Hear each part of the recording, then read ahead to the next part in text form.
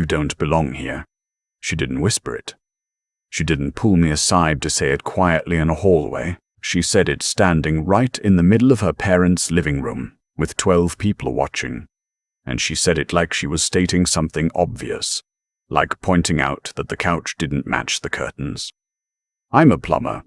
Have been for 32 years. I built a business out of nothing, put my son through college, and never once thought my work was anything to be ashamed of." That night, standing in Margaret Holloway's living room in my best button-down shirt, I learned that some people see a trade license and immediately see a ceiling. I didn't say a word. I set my glass of sparkling water down on the coaster, nodded once, picked up my jacket, and walked out to my truck. I sat there for about 4 minutes. Then I called my attorney. "Let me back up. My name is not important. What matters is that I'm 61 years old. I live in Akron, Ohio. I own a plumbing company that employs 11 people, and I raised my son alone after his mother passed when he was 9. His name is Tyler. He's 33 now. Smart as a whip, works in logistics management. I'm proud of him every single day.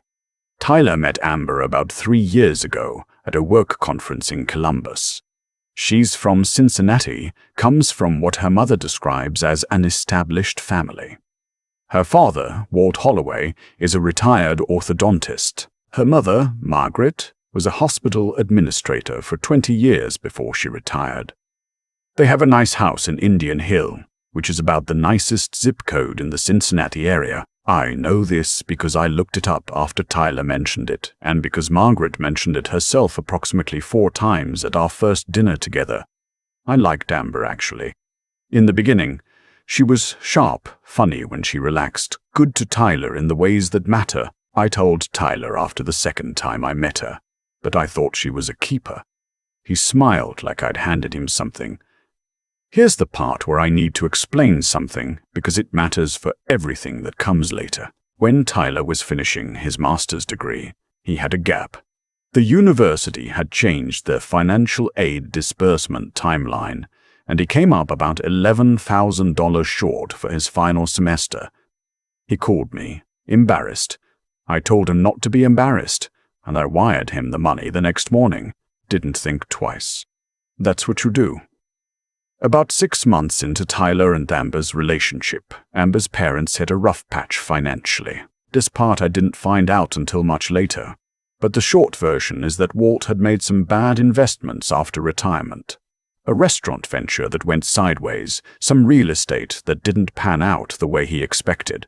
The kind of thing that happens to smart people who venture outside what they know. They weren't broke, but they were stretched thin in a way that conflicted badly with how they presented themselves. Amber came to Tyler, and Tyler came to me. He explained that Amber's graduate school loan had come up short. Her parents had co-signed, and then couldn't cover their portion when the bill came due. She needed $14,000 to avoid a gap in her enrollment. Tyler asked me if there was any way.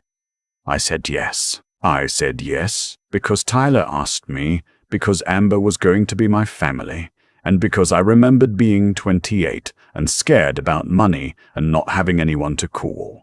I wired the money directly to the university bursar's office. I told Tyler there was no rush to pay it back, that we'd figure it out when things settled. I told him not to make a big deal of it. Keep it quiet. Let Amber finish her degree without the weight of feeling like she owed me something. I thought that was the kind thing to do. I see now that it was also the thing that made everything that followed possible. The engagement happened about 1.5 years ago.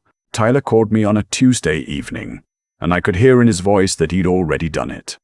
But he wasn't asking, he was telling, and he was happy in that quiet, certain way he gets when something is right. I told him I was proud of him. I meant it. The wedding planning started almost immediately. Amber had ideas, a lot of them. The venue she wanted was a historic estate outside Cincinnati, the kind of place that costs about $12,000 just for the Saturday rental. Add catering, flowers, photography, the rehearsal dinner, a DJ and a live string quartet for the ceremony. a shuttle service for out-of-town guests, and you're looking at a number that made me take a breath when Tyler finally shared the full budget breakdown. Around $68,000 total. Tyler makes a good living, but he doesn't have that kind of savings at 33. Amber's parents, based on what I now knew about their situation, certainly didn't have it liquid. I offered to contribute. Tyler said they were hoping I could cover the rehearsal dinner and help with the venue deposit, which together came to about $22,000. I said yes. What I didn't say was that I'd also, quietly, already agreed to cover the florist. Amber had mentioned to Tyler that the florist her mother had in mind was $4,800. Tyler had mentioned it to me in passing like it was a stress point, and I'd called the florist myself and put my credit card down. I didn't tell Amber. I didn't tell Margaret. I just handled it the way I handle a job. You see what needs doing, and you do it. So by the time of Margaret Holloway's little gathering 6 weeks before the wedding, a dinner party she was throwing to let her friends meet Tyler's family, such as it is, which is a quote, I had put roughly $28,000 into this wedding, not counting the $14,000 I'd quietly covered for Amber's graduate school 2 years earlier. The dinner party was on a Thursday. 12 people, the Holloway's house. Cocktail hour starting at 7. I wore the navy blazer I wear to my company's end-of-year dinners. I shined my shoes. I brought a good bottle of wine. Margaret's friends were the kind of people who ask what you do within 30 seconds of meeting you, and then visibly recalibrate once you answer. I watched it happen 3 times in the first 20 minutes. I'm used to it. I smiled, told them about my company, mentioned that we'd recently completed work on 2 new hospital wings and a commercial development downtown. I'm proud of that work. A hospital wing doesn't run without good plumbing. The moment happened around 8:30, before dinner. I was standing near the fireplace with a glass of water, listening to Walt hold court about his golf handicap, when Margaret walked over with 2 of her friends, women I'd met about 40 minutes earlier, and whose names I had already been corrected on once each. Margaret had had a few glasses of wine. I want to be accurate about the context. She looked at me, then looked at her friends, and said, conversationally, like she was sharing an observation, You know, I do think these events are better when everyone is, well, from the same world. Don't you find that when people don't quite share the same background, it creates a certain discomfort? One of her friends glanced at me and looked away. I said, I'm not sure I follow. Margaret smiled the way some people smile when they think they're being subtle, and they aren't. She said, Walt and I worked very hard to build the life we have. The circles we move in, the connections. It took decades. I just think Amber deserves a partner whose family understands that world, whose family fits.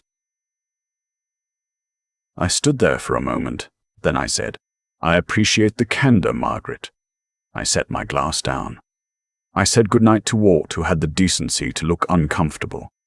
I found Tyler in the kitchen, told him I wasn't feeling well, hugged him, and left. I sat in my truck for 4 minutes. Then I called my attorney, a woman named Patricia Kowalski, who has handled my business contracts for 15 years and who does not waste words. I told her what had happened. I told her what I'd contributed. I asked her what my options were. She told me to send her the documentation and she'd call me in the morning.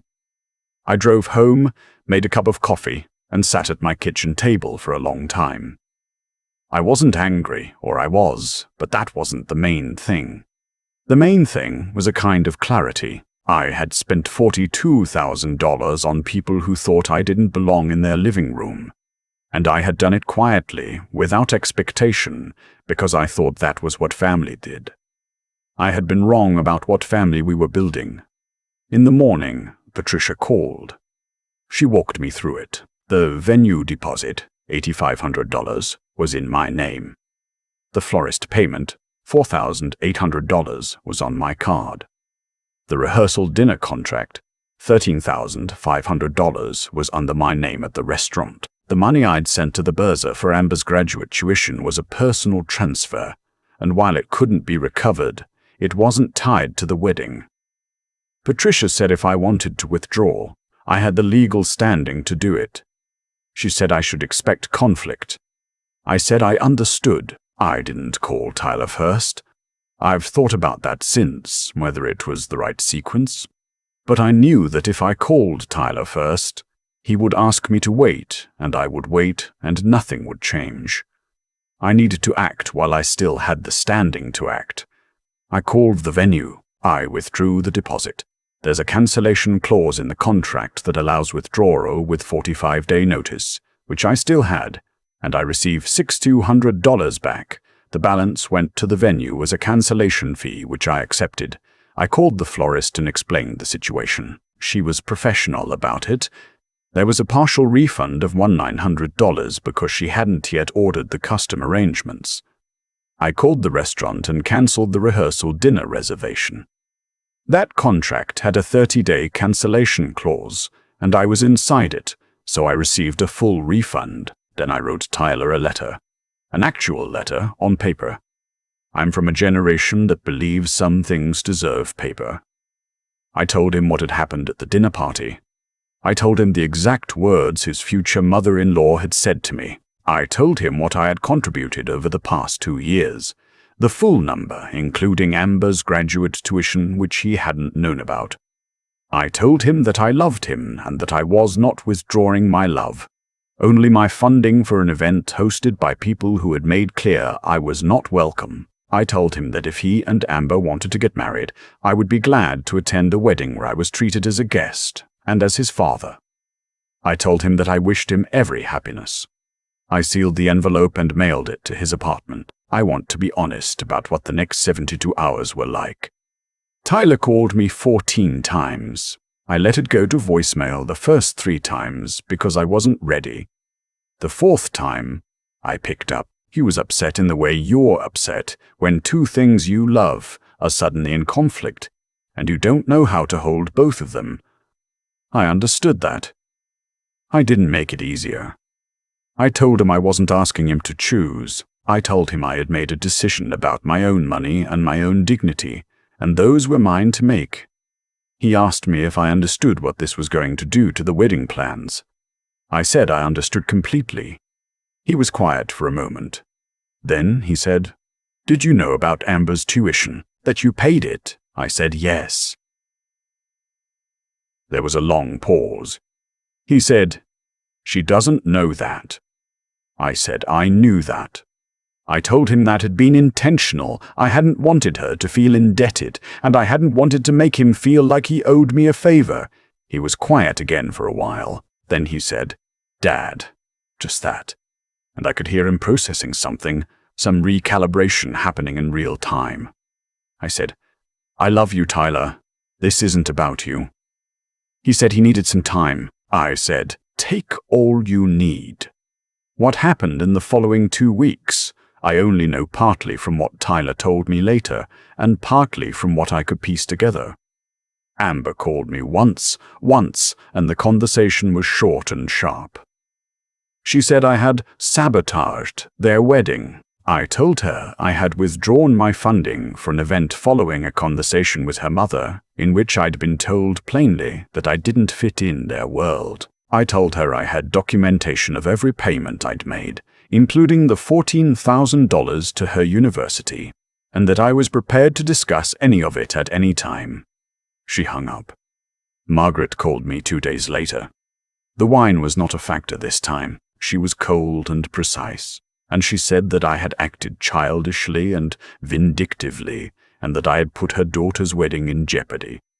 I let her finish. Then I said, "Margaret, 6 weeks ago you told me in front of your friends that I didn't fit in your world. I've been thinking about that. I think you may be right. But I've spent $42,000 over the past 2 years on your daughter and on this wedding, and what I've learned is that your world has no problem accepting my money, just not my presence. I want you to think about that." I said goodbye and ended the call. I went back to work. I had a contract to finish on a commercial build in Medina County. My crew chief had a question about the fixture specs on the 3rd floor. I answered it. Life continued. About 3 weeks later, Tyler came to Akron. He drove up on a Saturday, didn't tell me he was coming, just knocked on my door around noon. I made sandwiches. We sat at the kitchen table for 3 hours. He told me what had happened after my letter arrived. He'd confronted Amber about whether she'd known someone else paid her tuition. She'd said she assumed her parents had handled it, that she hadn't asked too many questions because she'd been ashamed of the situation. Tyler had then confronted Walt and Margaret. That conversation, by Tyler's account, had not gone smoothly.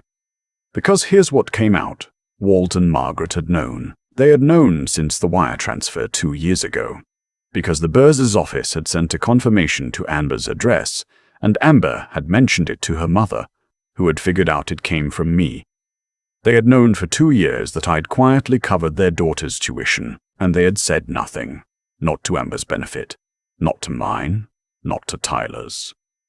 They had accepted it and continued treating me like I was something they had to tolerate. Tyler sat across from me at my kitchen table and said, "Dad, I didn't know any of this."